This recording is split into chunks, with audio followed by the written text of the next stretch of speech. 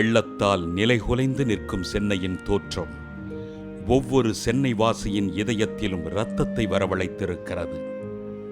கடுமையான மழை பெய்யும் போது பெரும் இழப்பு ஏற்படுவது தவிர்க்க முடியாத ஒன்று என்ற கூற்று இந்த கனமழையை இயற்கை பேரிடராக மாற்றி காட்டுபவர்களால் முன்வைக்கப்படுகிறது.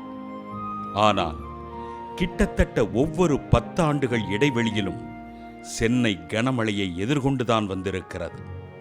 எனவே இயற்கை பேரிடர் என்று சொல்லி தப்பிக்க முடியாது.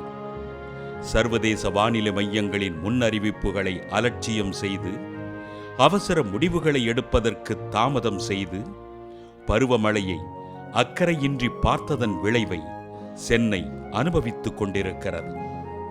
நிரம்பி வழிந்த ஏரிகளின் நீர்த்திறப்பை தள்ளி வைத்து அவசர கதியாய் அதிகப்படியான நீரளவை திறந்துவிட்டதால் ஏற்பட்ட இழப்புகளுக்கு யார் காரணம் என மக்கள் திகைத்து நிற்கிறார்கள்.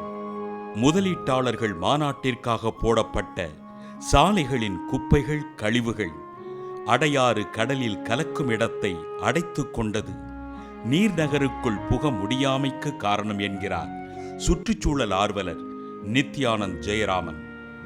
செம்பரப்பாக்கம் ஏரியில் 7500 கன அடி திறக்கப் போவதாக சொல்லிவிட்டு இரவு 10 மணிக்கு 29,000 கன அடியை ஒரேடியாக திறந்துவிட்டதால் தான் இந்த பேரழிவுக்கு காரணம் என கட்டுரைகள் வெளியிட்டிருக்கின்றன ஃப்ரண்ட்லைன், டைம்ஸ் ஆஃப் இந்தியா, வயாட் பத்திரிகைகள்.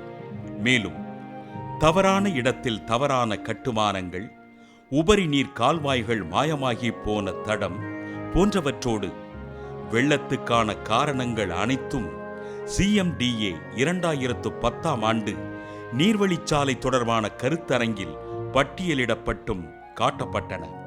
அவை குப்பை தொட்டிக்கு போனதும் இந்த செயற்கை பேரிடருக்கு காரணம் என்றும் அதிகாரிகளால் சொல்லப்படுகிறது.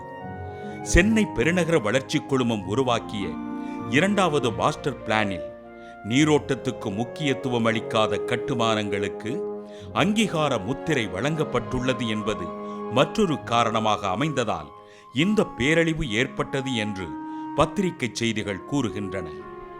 இவை எல்லாவற்றையும் பெய்து முடித்த மழை பார்த்து கொண்டுதான் இருக்கிறது. இதற்கு எது காரணம் என்று மழைக்கும் தெரியும், மக்களுக்கும் புரியும்.